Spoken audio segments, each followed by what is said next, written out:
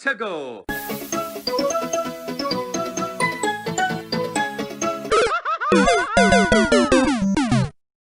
Waluigi #1.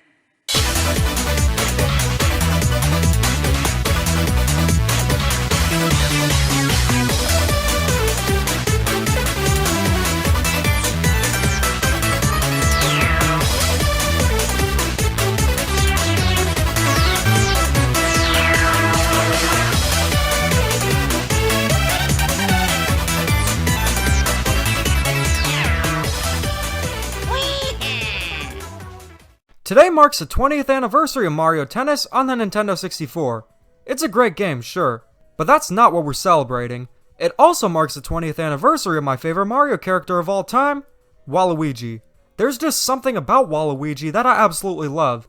His design is great, his mischievous behavior is absolutely hilarious, and most importantly, he's just Waluigi.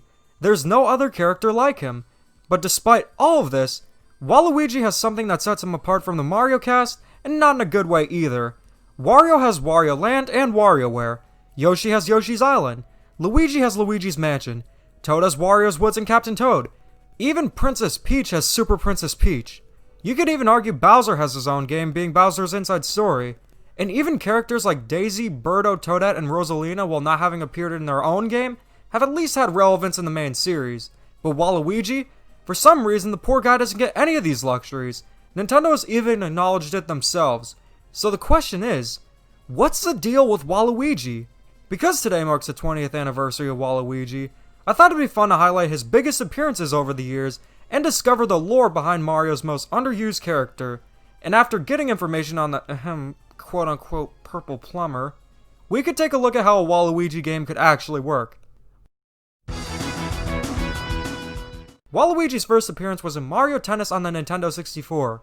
With characters like Wario and Daisy, they at least first appeared in the Super Mario Land games on the Game Boy.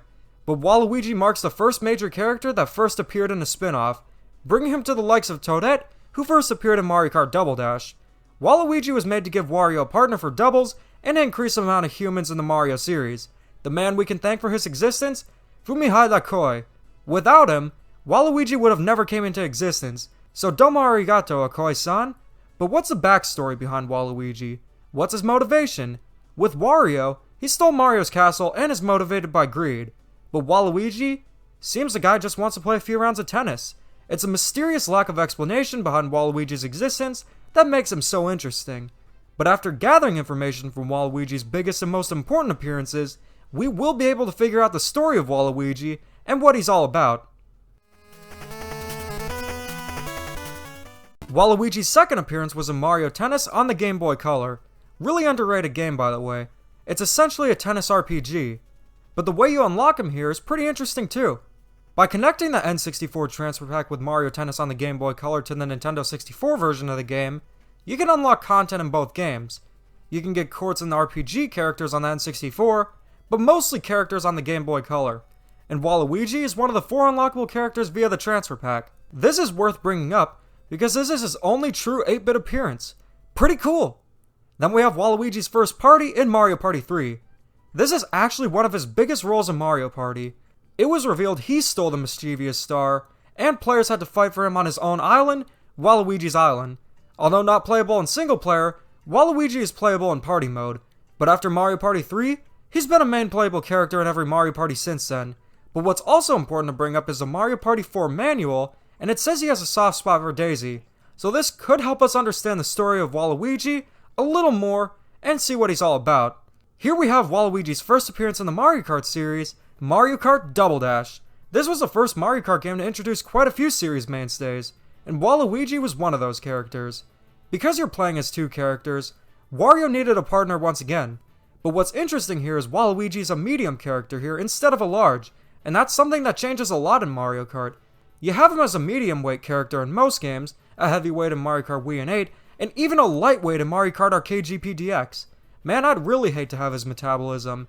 He's appeared in most Mario Kart games since Double Dash, but by far his most important appearance in the Mario Kart series is in Mario Kart Arcade GP 2.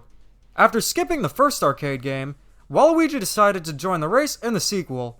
Not only did he decide to join the race, but he also brought some tracks with him, being Stadium Arena and Waluigi Stadium. This is important because 1. Waluigi was actually marketed as a selling point for this game. If you look at the side of the cabinet, it says clear as day Waluigi is a new character, and you better buy this cabinet because of it. And even the opening cutscene wants you to know this. But another thing that it shows is that Waluigi has another interest besides sports, parties, pinball, and stadiums. Dinosaurs. This track is full of robotic dinosaurs, and it shows Waluigi might be an aspiring paleontologist, or really just like robotic dinosaurs. The good news about Waluigi in Mario Kart is he has been playable in every mainline Mario Kart game since Mario Kart Double Dash. But there is one game that betrayed us, and that game is Mario Kart 7. Mario Kart DS had a smaller roster, but at least it managed to have the most important mainstays. But 7 had Metal Mario instead! Yay! I can't believe it. Mario Kart 7 betrayed us. Mario Kart 7 betrayed us! But overall, Waluigi has remained part of the Mario Kart series for quite some time and remains a fan favorite. This is one of my favorite appearances right here. I think the sport most people associate Waluigi with is tennis, and I can see why.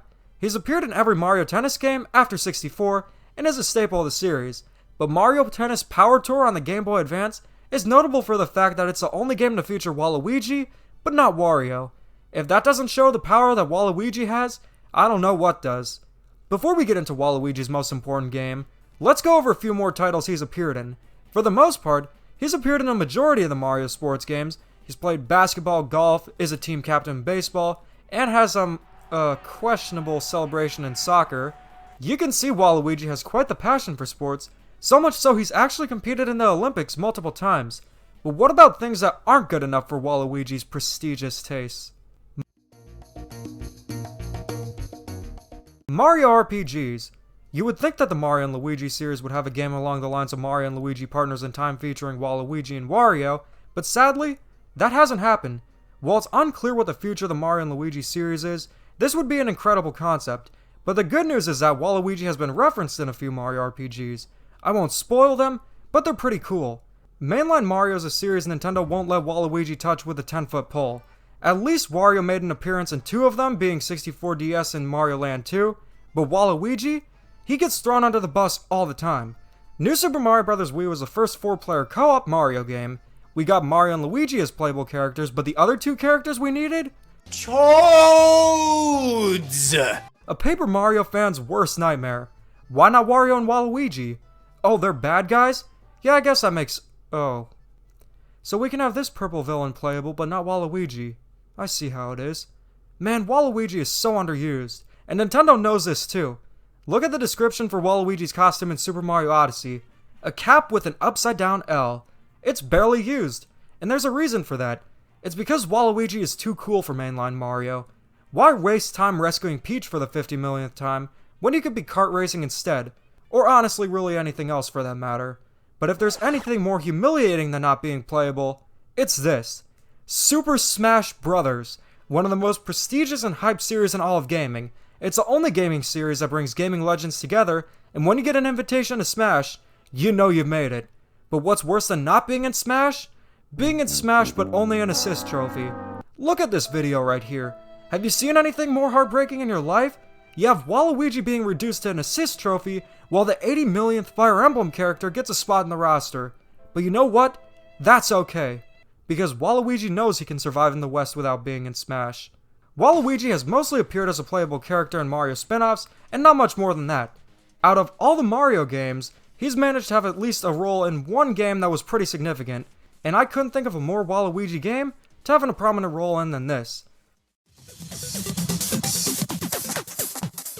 Out of all the games for Waluigi to actually have some significance in, it's Dance Dance Revolution Mario Mix.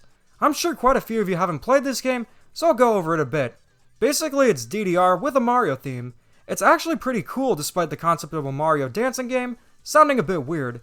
But where Waluigi comes into play is he stole the music keys across the Mushroom Kingdom to become the best dancer. That goes to show that not only is he passionate about sports, but is so passionate about dancing that he's willing to commit crimes to become the best dancer out there. If that doesn't scream passion, I don't know what does. What's interesting though, is that Waluigi's theme in the game is Destruction Dance, which is a remix of Wrecking Crew's main theme. You know what's strange though?